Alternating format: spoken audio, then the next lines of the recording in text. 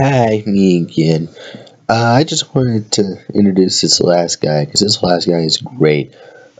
He's the University of Pittsburgh football coach, or was one anyway, and he also is the author of 100 Yards of Success Life Lessons from College Football. We got that book, and it's an amazing book. I read the whole thing, and it's pretty inspirational, as well as this little speech that he has. It's about a half hour, so yeah, get comfy, folks. And so, ladies and gentlemen, we are proud to present to you, uh, ladies and gentlemen, Mr. Jim Earle.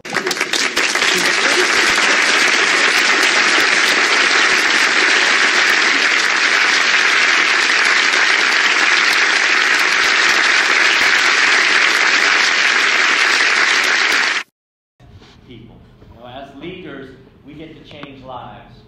We affect people's lives by the way we treat them as leaders. And so I want to share some lessons with you. I call it Lessons in Life and Leadership, and it's a talk I do on campus occasionally.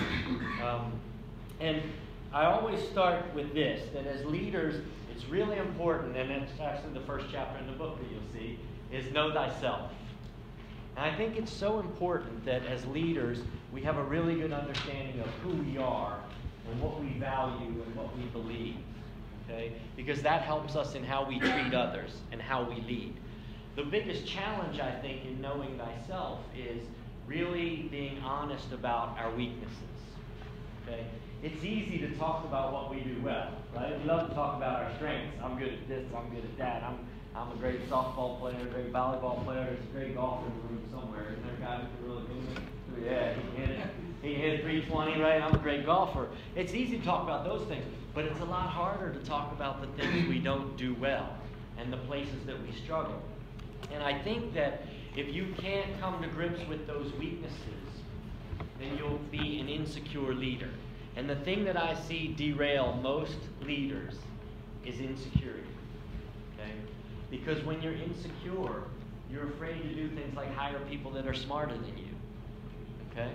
Because you're too insecure that they might take over, or they might know more than you, they might know all the answers that you're supposed to know. So I think it's real important that you understand your weaknesses, that you come to be comfortable with those, so that you can go out and complement those weaknesses and account for those weaknesses. You know, I work at a university, so I'm surrounded by people that are way smarter than me. I mean, a lot smarter than me, okay? And I'm comfortable with that, because I know it gives me the opportunity to get them on my team. And I hire people. I hire those people that are smarter than me, because they make our team better. So I think one of the critical things and the foundation for great leadership is to know thyself. And I would encourage you every year, when you're doing those New Year's resolutions, to also really evaluate your weaknesses and your strengths, and think about what those are, and be comfortable with those so you can be secure in your leadership. Next, I would tell you, be a lifelong learner. We never know it all, okay? There are always opportunities to learn. And what I love, I love a lot of things about my son, but what I love really about my oldest son, Andrew, is there will be a speaking event on campus. There'll be a talk about something maybe completely unrelated to economics and math, which is what his major is. I'll show up at the talk to learn more, and he'll be there. And I asked him why he goes to these things that have nothing to do with math and economics. And he said, there is so much knowledge at this university, I just want to take it all in. He just wants to soak it up. And I love that. And we have to really push ourselves to be lifelong learners, because we never know it all, and we can always get better. We can always grow. But we can't grow if we think we know everything. So be open to new opportunities, to opportunities like you had these past 2 days, to just go and listen to some brilliant people and learn from them. It's amazing the opportunities we have available to us, especially when you go to college. And you'll see on campus there are always talks and researchers speaking and experts coming to campus and dignitaries from foreign countries coming to speak. I heard we invited the president of a college to speak on campus just a couple weeks ago. And this guy, he gave a brilliant talk. He was amazing. And there were about 30 people in the room. There's 17,000 undergraduates on this campus. 12,000 employees, and there were 30 people in the room. That to me was so disappointing.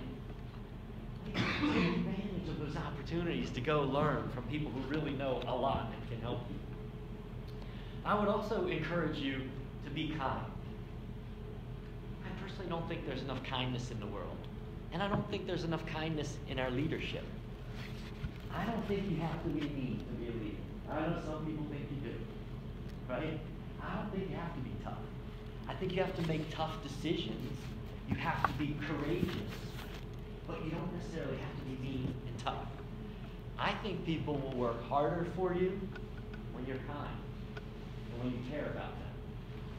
Because then they'll follow you willingly, of their own accord. If you lead with a stick and you're always beating people up, they don't follow you willingly. They follow you because they have to. I don't think that's leadership. I think that maybe that's management. That's not leadership. Leadership is when people follow you willingly because they want to. And when you're kind to others, they'll follow you because they want to. Be enthusiastic. You know, one thing I noticed about a lot of our speakers the past 2 days is they had some passion. They had some enthusiasm, right? I mean, Dr. Jones was pretty passionate. I'd never heard him speak before, but he wins Professor of the Year every year. So I'm like, he was enthusiastic. Martell, Mr. McDuffie from PNC, you could tell he really liked what he did, right? You have to be enthusiastic because people love to be surrounded by enthusiasm, right? You love to follow enthusiasm. Enthusiasm is contagious. So Ralph Waldo Emerson, one of my favorite quotes, Ralph Waldo Emerson once said, "Nothing great was ever accomplished without enthusiasm." Think about that.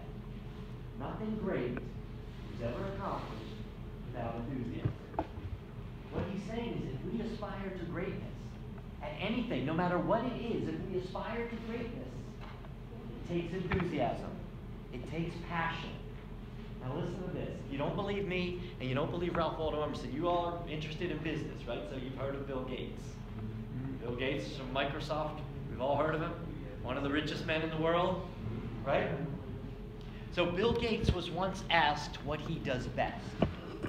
Now Bill Gates could have said a lot of things, right? He could have said visionary, computers, make money, innovation. Think of all the things Bill Gates could have said when asked what he does best. And what he said was, what I do best is share my enthusiasm.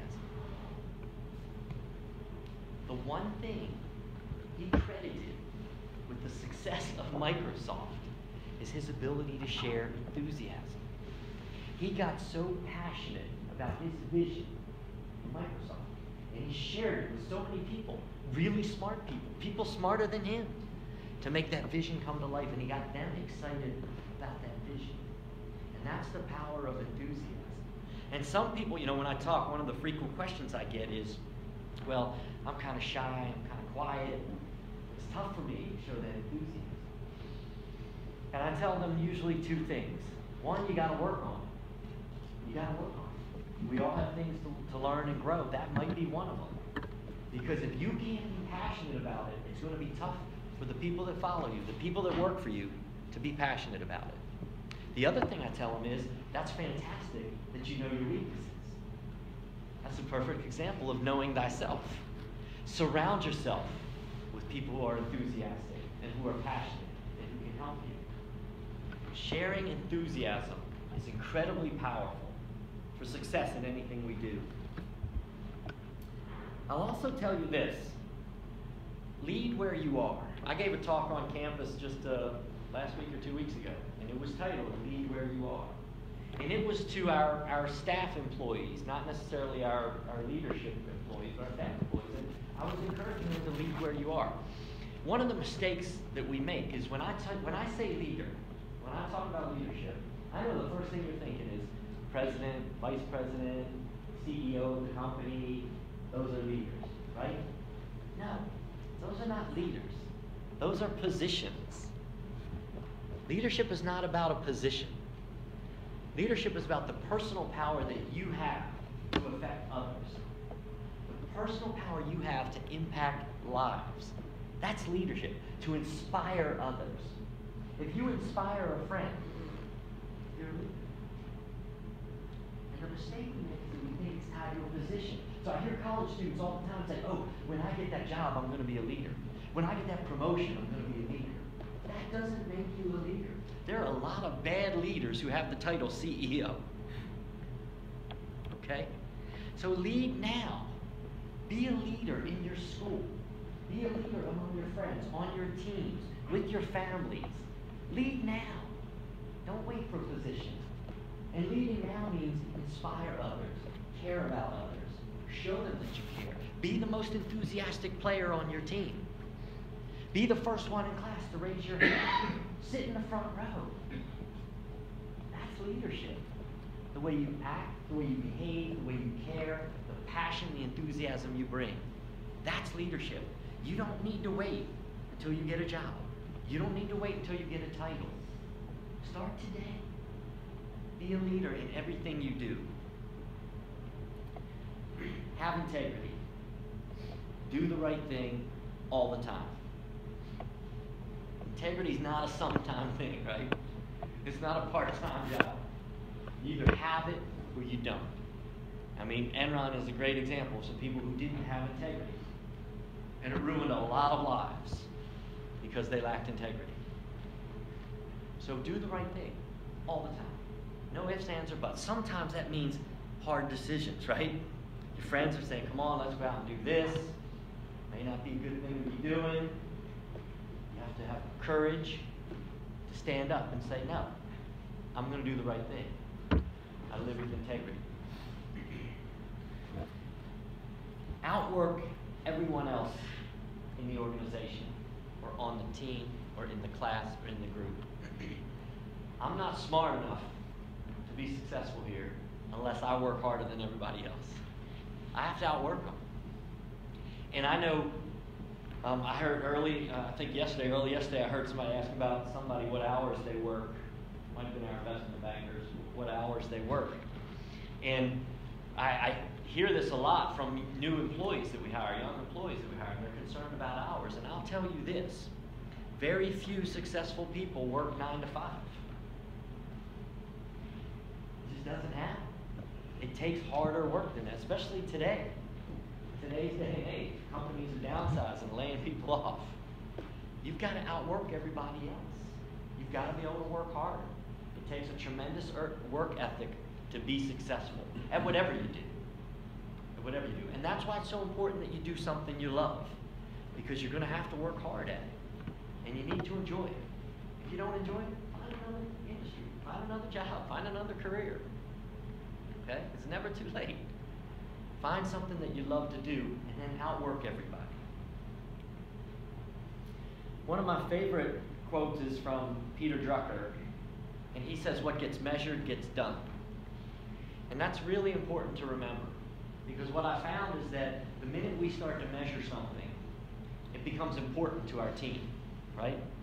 I mean, in golf, you're probably measuring putts per round and greens hit in regulation, right? And those tell you that's a priority, okay? And it's the same in the work world. If we want something to be a priority, we have to measure it. When I first started overseeing the ticket office in our athletic department, they weren't measuring the number of tickets they sold every day. So I got a sense that the people working in the ticket office didn't realize that selling tickets was our priority. That's why we were there, to put people in seats. So I had the ticket manager buy a huge whiteboard to put up in the ticket office. And I asked him every day to write up there the number of tickets we sold the day before, and the number of tickets we had sold for the season, and what our goal was for the season. And to update that every day, so we could send a message to the people in that office that selling tickets is why we're here, and we're going to track it. And as soon as we started tracking that daily and measuring the number of tickets sold, guess what? We started selling more tickets. Because the people in the office realized, that must be important. If we got this big whiteboard and we're changing the number every day, that's pretty important. It became a priority. Now that my sons are out of the room, I can tell you this.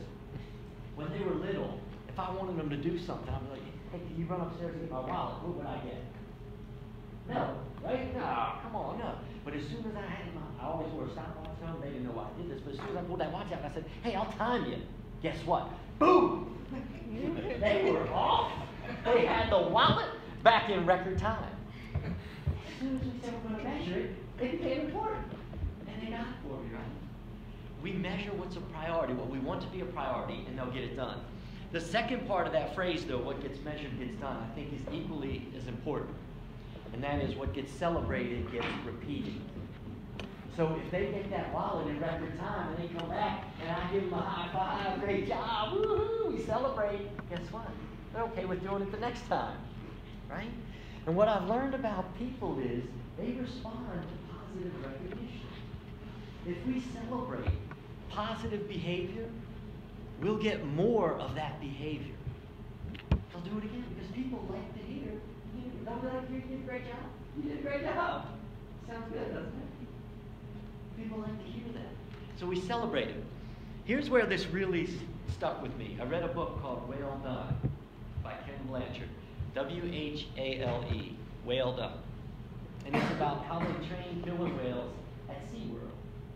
So you might imagine you don't want to discipline a killer whale, right? It's probably pretty dangerous to try to do that. So what they do at SeaWorld is they put a rope on the bottom of the pool. And when the whale swims around the pool, they give the whale fish. So they raise the rope a little bit, and the whale's still too big, right, to swim under that rope. So the whale goes over the rope, and they give the whale fish. They raise the rope a little bit more, and now the whale has to make a decision. Because the whale can go under the rope or over. So the whale goes under the rope, and the whale comes up to the fish, and what happens? There's no fish. So the whale says, let me try this again. And the whale swims around the pool. The whale goes over the rope this time, comes up, the whale gets fish. They keep raising the rope. The whale's figured this thing out. The whale goes over the rope, the whale gets fish. Pretty soon the rope's out of the pool. And what's the whale doing? The whale is jumping out of the pool, like we see on the commercials for SeaWorld.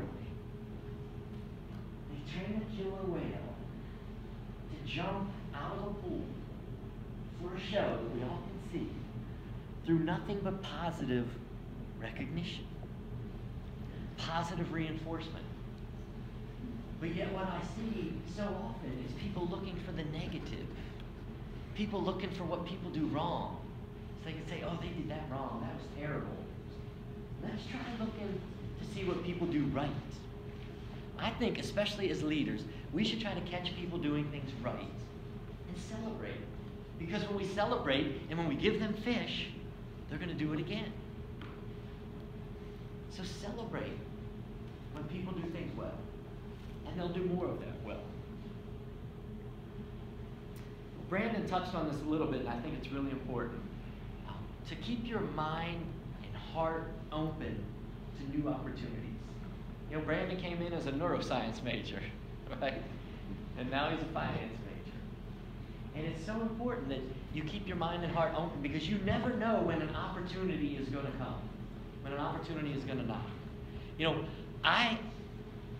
you can't share this with that, Jamie. You can't let this out of this room, okay? Because this is a secret. But I've never had a job where I knew what I was doing. I swear to you, I've never had a job where I knew what I was doing. Okay? I was the director of football operations. Do I look like I ever played football? I never played football, okay? But I was the director of football operations, okay? I mean, I worked in retail when I was right out of college. Didn't know anything about retail. I worked in athletics, which I really liked, but I had never worked in it before. Worked in football, never played football. Then they hired me to oversee housing, dining, bookstores, and conference services, and all this stuff here. But I didn't know anything about it, right? But I thought, hey, it sounds like a neat opportunity. It's a chance to lead, a chance to impact more lives. So I said, yeah, let's give it a try, right? So I was open to opportunities. And I was smart enough to hire people who really know what they're doing. Like Jamie. I mean, Jamie, you guys have seen Jamie's a superstar. She put these 2 days together. I got great people like Jamie to take care of me, make me look good, right? So be open, because you never know when an opportunity is going to come. And listen for it. Be aware of it. And then give it a try, right? Give it a try. Be prepared to sacrifice as a leader. As a leader, you have to be prepared to sacrifice. You have to care enough about your team, and sometimes that means, a lot of times that means giving them the glory. Giving up things for them.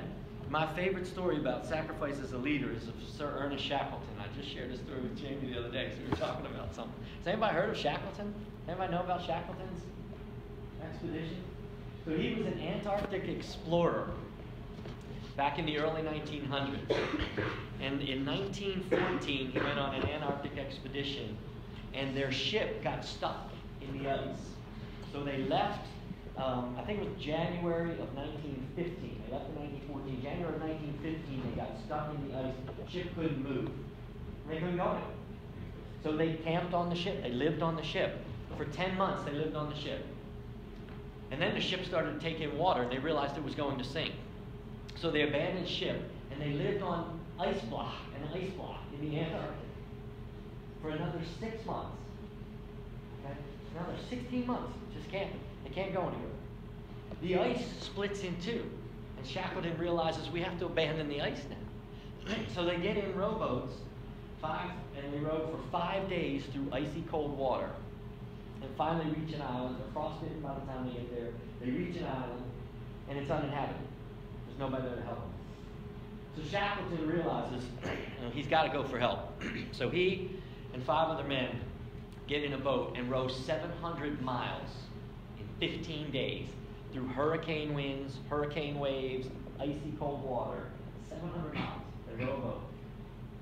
They reach an island that he knows is inhabited. They land on the southern side of this island, and they have to get to the north 36 miles to get a ship, because that's where the port was. The northern side of the island was inhabited.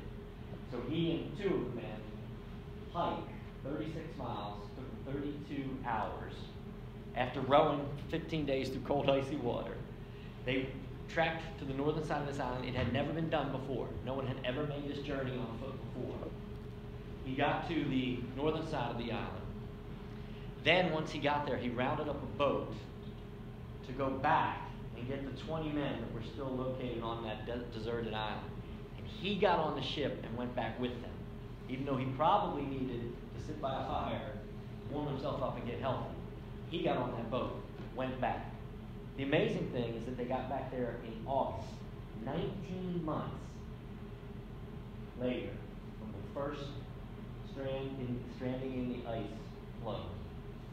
19 months later, not one man died. Every person lived through that. And one thing I read about Shackleton when I was reading about this was on that first rowboat journey, 5 days, he had gloves on, but one of his crew didn't. He took off his gloves, gave it to one of his crew. When he got to the island, his hands were frostbitten. But he did it because he was a leader who cared about his team, who sacrificed for his team. He saved every one of those men. It's amazing that they all lived through this. But because of his leadership, because of his sacrifice, he was able to save them. It's an incredible story. Incredible story. All right, just a couple more and we'll get you on the bus. The last thing I want to share with you is just, I think, a really, really important one, and that is, be positive in everything we do. Be positive, right? Life's going to throw challenges your way. It's going to get you down. It's going to knock you down. It's just part of life. Things are going to go wrong. Things are going to go bad. How we react to those things is going to determine when we win again. Okay? If we let those things defeat us and get us down, it's going to be a long time before we get back up on top. But if we keep our shoulders back, keep our chin up, we can recover. We can rebound. I know Mr. Martin will like this story because it's a baseball story. So in 1942, there was a Major League Baseball player by the name of Joe Gordon. He was a New York Yankee. You guys don't like the Yankees, right? A New York Yankee. Joe Gordon. He played second base for the New York Yankees. He had a horrible year. He led the American League in strikeouts, errors, and hitting the most double plays. Okay? It's a bad year, right? Most strikeouts, most errors, most double plays. Crazy. Joe Gordon, horrible year. Anybody want to take a guess who the American League MVP was in 1942? Close. Joe Gordon. The American League MVP was Joe Gordon. How's that possible? He led the league in errors, strikeouts, and most double plays.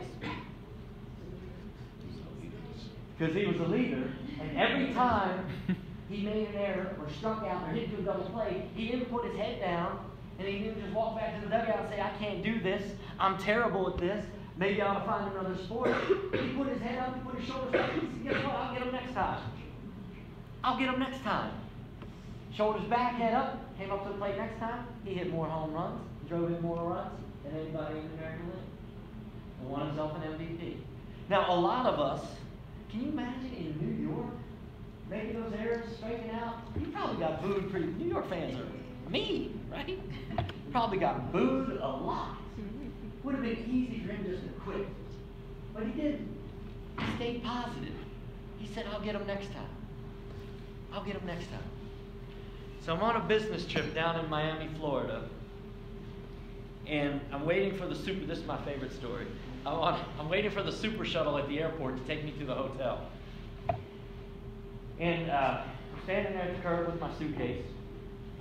And the super shuttle van pulls up. And out jumps this gentleman. He's dressed in a nice looking suit. And he comes running around to the curb. He shakes my hand and says, welcome to Miami. I'm Omar Hernandez. Wow, that's pretty good for the super shuttle, right? I mean, this was not a limo. It was a super shuttle. It's the cheapest way you can get from the airport to the hotel. Okay? So I shook his hand. I said, well, hi, Omar. Nice to meet you. And he opened the door, put me in the van, put my bag in the van. He was a perfect gentleman. And his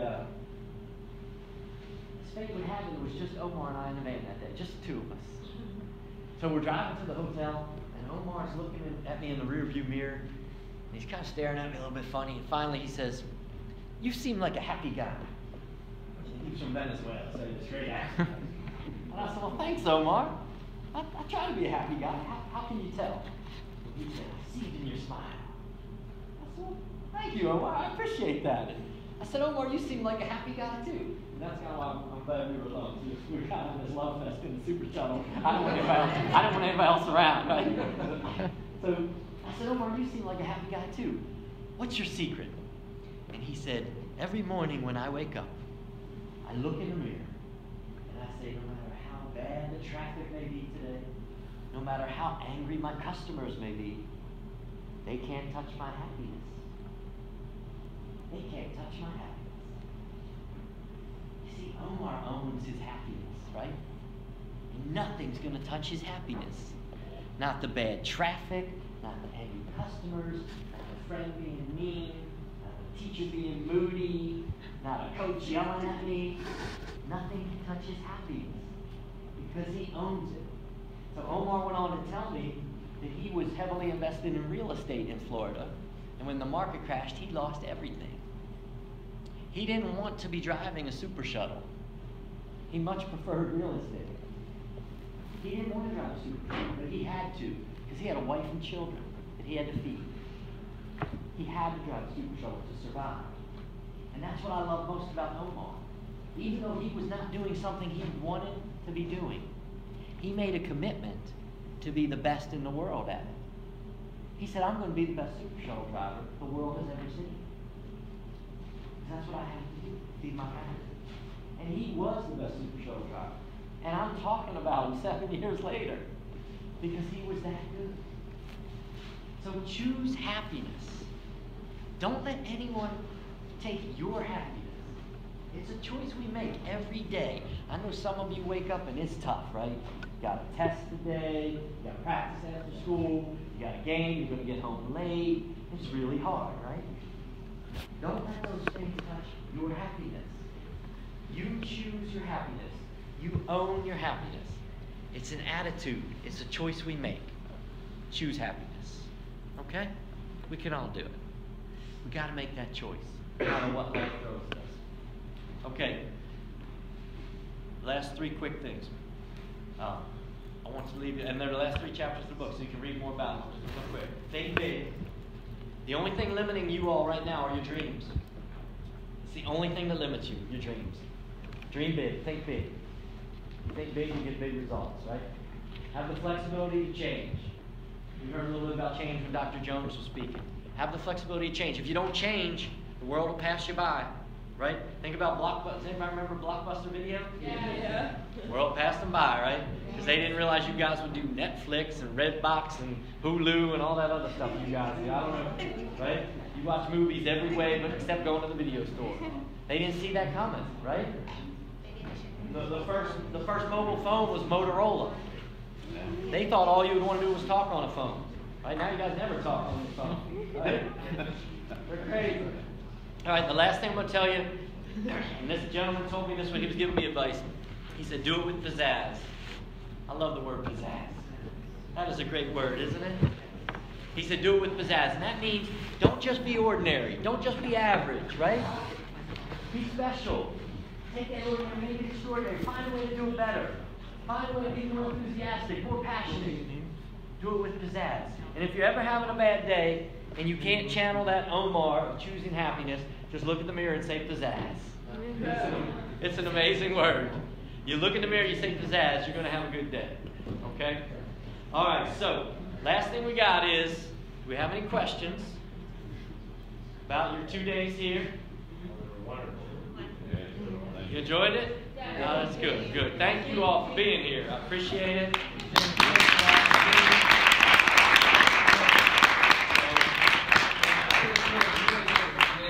put this all together. It's a lot of work. I had really nothing to do with it other than get it. These guys did everything. It really was awesome. So you're fortunate to be able to hear all these different people and just travel and all this good stuff. Well, yeah, it was great to have you all here. We really enjoyed hosting you. If we can ever be of help, just reach out, let us know. Mr. Martin can get you my contact information. You're welcome to reach out if we can ever help. So the plan now is that the bus will be downstairs, and we've got pizza for the bus ride. So if you want to hit the restrooms, remember before you go to the bus, the restrooms are right here. And Jim, thanks for signing these things. you're absolutely welcome. I wish you all tremendous success. Thank you. I expect to hear wonderful things about you all. Thank you very much.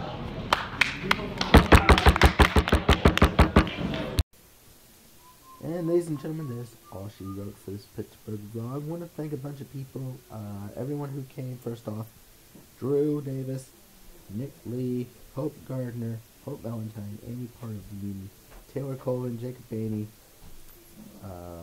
try to remember, Chris Tretley, Stephen Morris. I don't know if he went with us, Stephen Molina, he might have. Morgan Thayer, who else went with us? I think Tyler Scott went with us. I'm not sure if he did. I don't think he did. But whatever. And a bunch of other people who went with us. There was about 30 of us who went, I think. Yeah, it was great. Yeah, no. I know. Get over this. I also want to thank our AOF staff, Mike Martin, Greg Carpers, Michelle Baylor, and Ted Thompson. Thompson came to me June 1st and asked me, why didn't I get a bunch of camera time? I was just saying to myself, well, I didn't know. He did get a little bit of time on the vlog this time, but I am thinking about doing a memory yearbook for class of 2018 next year, since next year's gonna be our last year. That's gonna be a lot of fun. Yeah. There you have it. I want to thank all of our presenters as well. Ray Jones, Professor, University of Pitt, fabulous job on budgeting. Great. I just had to do that. And Rick Earle, who works at WPXI Channel 11 in Pittsburgh. Pretty cool TV station. I want to thank some of the guys at WPXI for, just being there and making us feel welcome. It was really awesome. being at the TV station is really great. Awesome for. Thank you guys very much. I also want to thank this one guy who spoke with us most of the time. His name is Dr. James V. Earle, or better known as Jim Earle. He's the author of 100 Yards of Success, Leadership Lessons in College Football. He's also a former University of Pittsburgh football coach, and just to prove, I know I mentioned earlier that he signed all of these. Just to prove that he did, here you go. Let me zoom in here. There you go. There's proof right there that he actually did sign it. And this is definitely going to be worth money. I read this entire book. This is a fantastic book. If you're struggling with leadership, read this book. It's awesome. And well, pizzazz. I don't know. I just like saying that recently ever since that last speech. Jim Earle's an amazing guy. He really is. I actually shook his hand before we headed out at home, and he's an awesome guy. If you want to get this on Amazon, you can. But are you going to get this signed? Probably not. No, you're not. Highly doubt it. Now this is going to be worth money. This is definitely going to be worth money because it is signed right there. Anyways, that's all she wrote. On behalf of all of us, thank you very much for joining us, and thank you, Pittsburgh. You are awesome. Even though I'm a Ravens fan for life, I don't want to put that in Pittsburgh. Look out, Boston. We're coming back for you next year. So look out, Boston. We're coming back. Going back to Harvard next year. That's going to be a lot of fun. We're going to sit in an economics class. It's going to be great. Thanks so much. This has been another Dabbin vlog with you. This has been another vlog and schneik, man. A vlog and schneik with your boy Dabbin Bengal. This is me, Dabbin Bengal, signing off.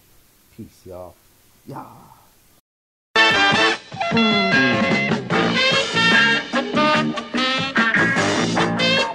Due to low storage on my phone, portions of this program were edited from the broadcast.